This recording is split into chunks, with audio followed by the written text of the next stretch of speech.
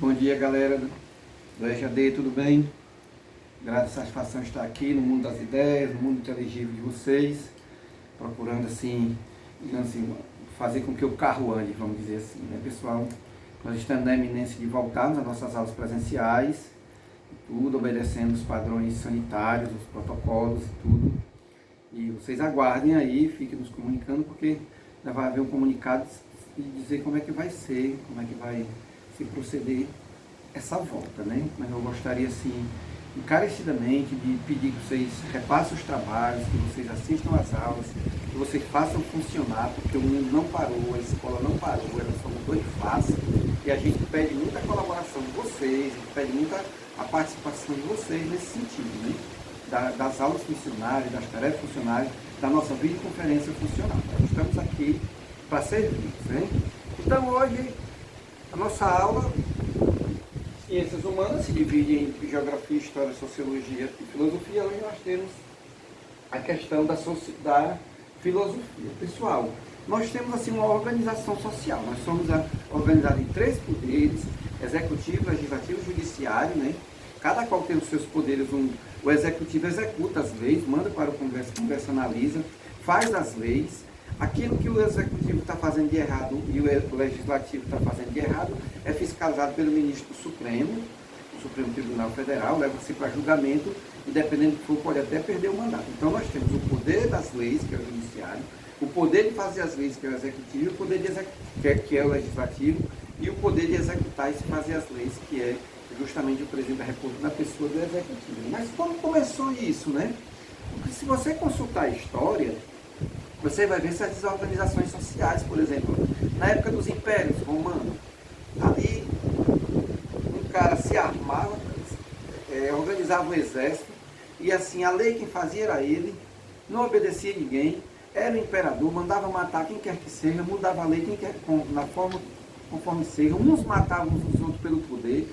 Teve um imperador romano que nomeou até o seu cavalo, foi o Calígula, nomeou o seu cavalo como imperador, né? Então, existia assim desrespeito à pessoa humana, excesso de violência, excesso assim, de atitudes não governamentais para com o povo, né? Chegamos na época feudal, tinha os sistemas feudais ali, que era muito a miríade de unidades políticas, de unidades administrativas, que cada fazenda era como se fosse uma prefeitura, né? O senhor feudal também mandava e desmandava, castigava da forma que bem entendesse tudo. E lá no centro tinha a Igreja Católica, que não tinha voto nessa época, não tinha representatividade, não tinha participação popular, não tinha situação nenhuma. Então, depois do início da era cristã, até mais ou menos 1400, 1300 e tudo, século e meio praticamente, a gente vivia assim com esses imperadores, com esses autoritários, com essa política apolítica, uma política não organizada em termos de grupo, né? Então, quando o homem passou a pensar em grupo, passou a organizar a política, alguns filósofos passaram a fazer o contrato social. O que é o contrato social, pessoal? Um exemplo aqui bem cabal. Eu dou a aula, você me paga pelos impostos, você me manda as tarefas, eu corrijo as tarefas, dou sua nota e você termina o seu ensino médio. Então há um acordo entre nós aqui, que é esse contrato social que nós falamos, um contrato entre a sociedade. Assim, o governo do estado manda verbas para a Beatriz, a nossa diretora, ela administra, ela dá todas as diretrizes de como o nosso trabalho vai ser feito, né? Nos fiscaliza para a gente não estar usando de má fé, com preconceito, enxerimento, gaiateza com as alunas, com os alunos, etc.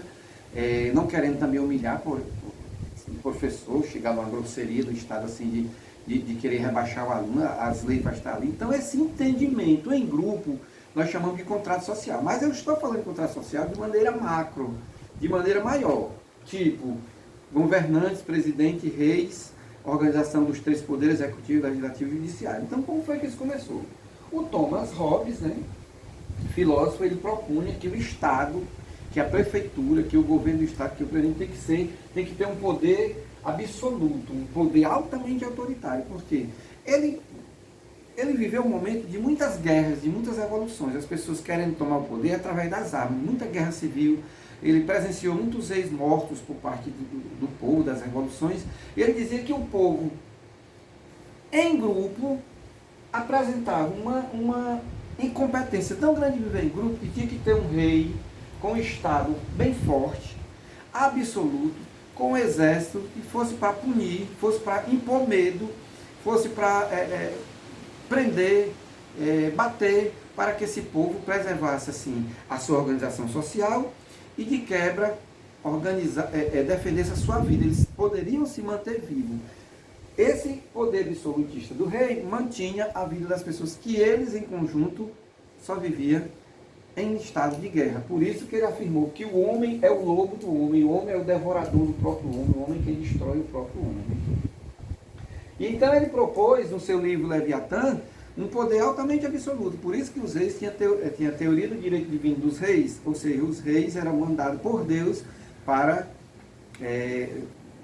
gerenciar, administrar a terra. O pessoal, isso aí que não fugiu muito não, pessoal. Quando você consultar a política, como a gente conhece assim, umas figuras chamadas de babão. O que é o babão? Aquele cara que exalta o prefeito, que exalta o policial, o juiz e tudo, e se for preciso morre por ele. Isso aí é um comportamento, vem lá da Idade Média mesmo, já passando para a Idade Moderna. É um pensamento robespierriano, no sentido dele ter assim aquela, chamar de mito, exaltar, fazer música na época da campanha, matar uma galinha a melhor galinha que tem, o melhor galo e tudo. Enfim, essas coisas, esse endeusamento aos nossos presidentes, aos nossos prefeitos, aos nossos juízes, é uma coisa que vem de lá, assim, você reconhecendo a teoria do direito divino dos reis de quem lhe governa. Até assim, em relações entre aluno-professor, que Deus professor, aqui a Beatriz existe também, então é uma coisa assim muito, um pouco questionável. Mas algumas pessoas têm esse sentimento que alguém venha com a medida protetiva a ele, que ele não consegue se autogerenciar, né?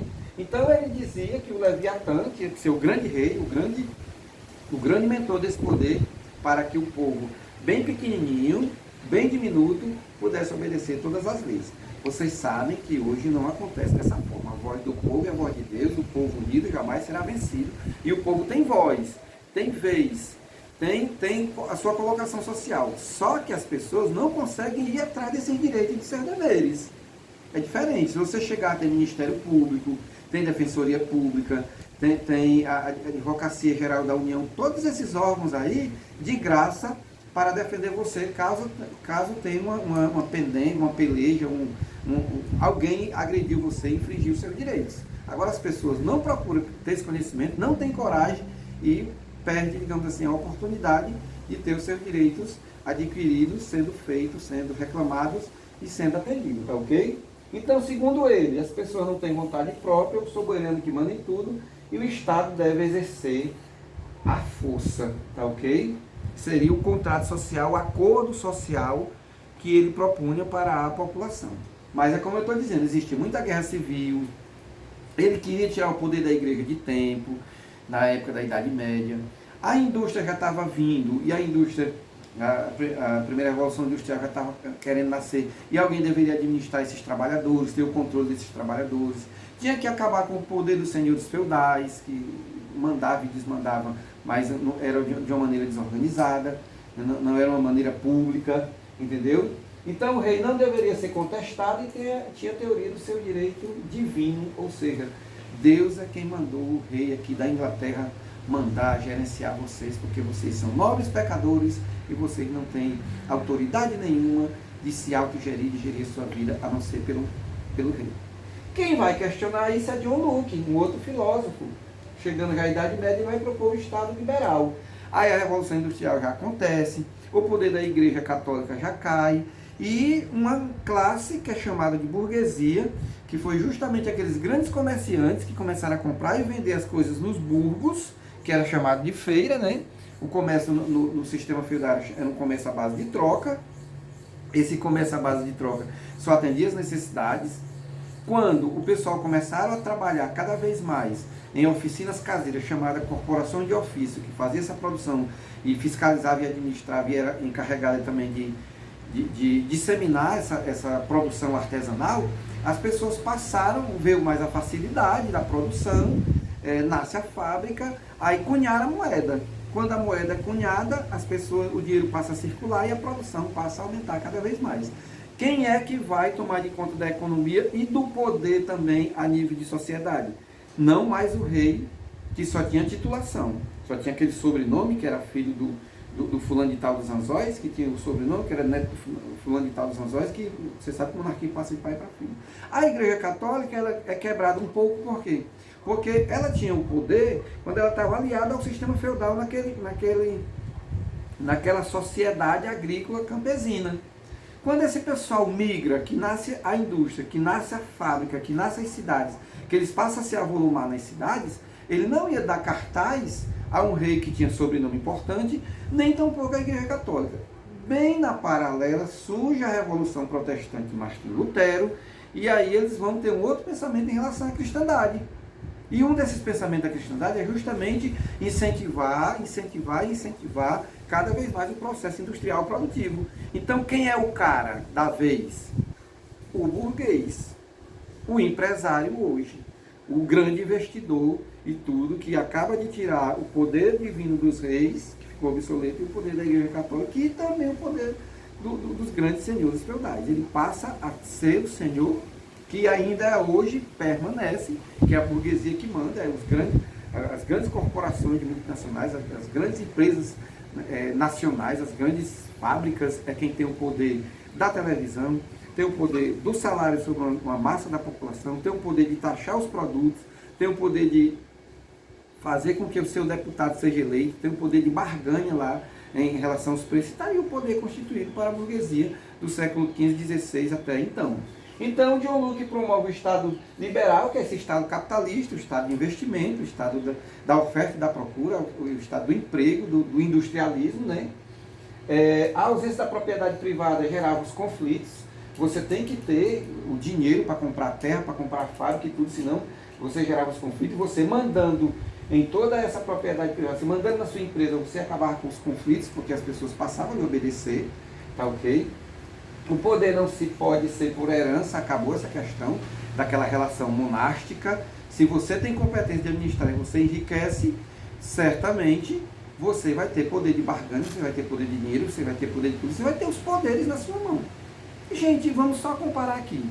Se você, por exemplo, você que está aí, bem na sua simplicidade, você consegue ser um influencer na internet, você consegue ser um youtuber, você consegue colocar uma comunidade assim, num pensamento seu, de mais de 10 milhões de pessoas.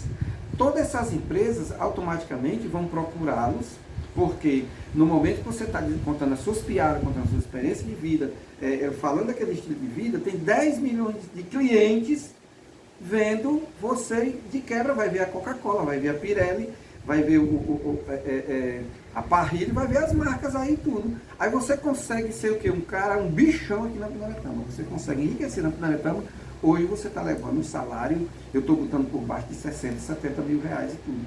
Você vai ser um cara, a polícia vai lhe obedecer, alguém vai querer que você se candidate a prefeito aqui na Pinaretama, alguém vai pedir ajuda, cesta básica, caso uma pessoa esteja numa situação difícil, alguém vai pedir apoio político.